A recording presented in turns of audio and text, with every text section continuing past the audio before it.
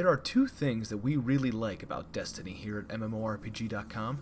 Its tried and true Bungie combat, and its phenomenal vistas. We've written about this in the past. We find the FPS gameplay in Destiny to be engaging, and we really enjoy the game's gorgeous visuals, but we've been unimpressed by its overall approach to content and the lack of streamlining. A lot of that, however, has been updated with the recent 2.0 patch, and even more is on the way with tomorrow's The Taken King expansion. So, with that in mind, today's list is all about 5 things that the update and expansion can bring to Destiny to make it worth another look.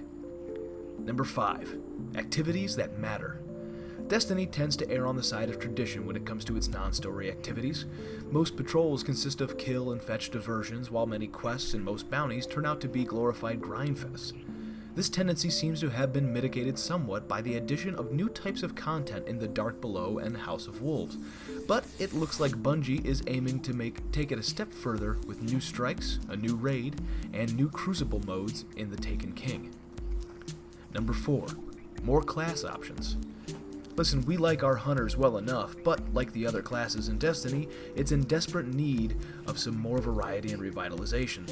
The Taken King looks to remedy the lack of class diversity by adding 3 new subclasses with new supers into the mix. Hunters will get to play as Night Stalkers, Warlocks will get to be Stormcallers, and the Sunbreaker subclass will become available to Titans. If Bungie somehow finds it in their hearts to eliminate the ludicrous cooldowns on throwing knives, well then we'll be really set. Number 3. The inimitable Nolan North.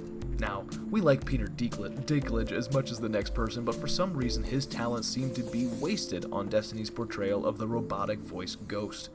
In an unexpected twist, Bungie has decided to go with Nolan North for the character's voiceover in The Taken King and completely replace all of Peter Dinklage's original lines from the campaign with the dulcet, albeit mechanized tones of Nathan Drake. Opinions may vary about the change, but I very much prefer North's take on the Ghost, which is much more lively and encouraging than Dinklage's.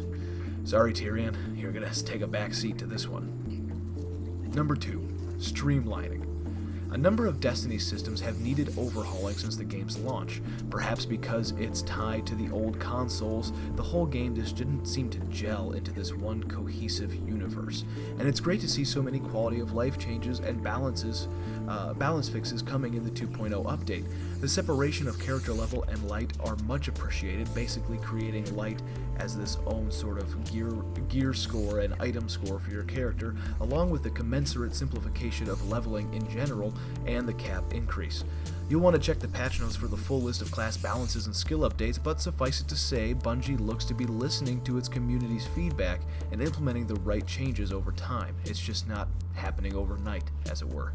Destiny's inventory system could still use an overhaul, but hopefully that's in the works for the future. And number 1, more story content. We'll be honest, we found Destiny's original campaign to be only slightly more engaging than the game's other more monotonous and repetitive activities.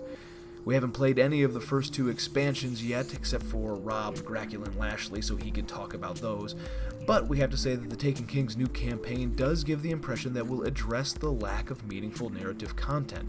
Oryx, the Dreadnought, and the Taken themselves are pretty interesting, and the promotion of the expansion seems to be aware of the need to have more spectacular and compelling presentations of Destiny's campaign and quests, without the need to go to some third-party website just to look out all your Grimoire cards and find out what exactly is happening.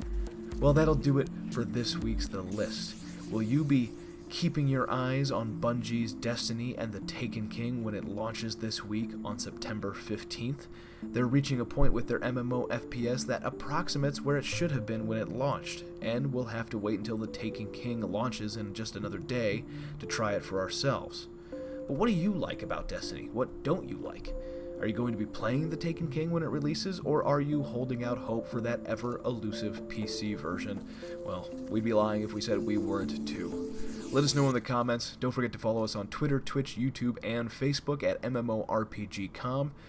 And as always, don't let a bad pug get you down. Make sure to level up your MMO knowledge by visiting MMORPG.com, subscribing to our YouTube channel, and by following us on social media. To catch up on the week's biggest MMO news, watch our latest MMO FTW. And to see if there's a better MMO out there for you, watch one of our latest First Impressions videos. Thanks for watching.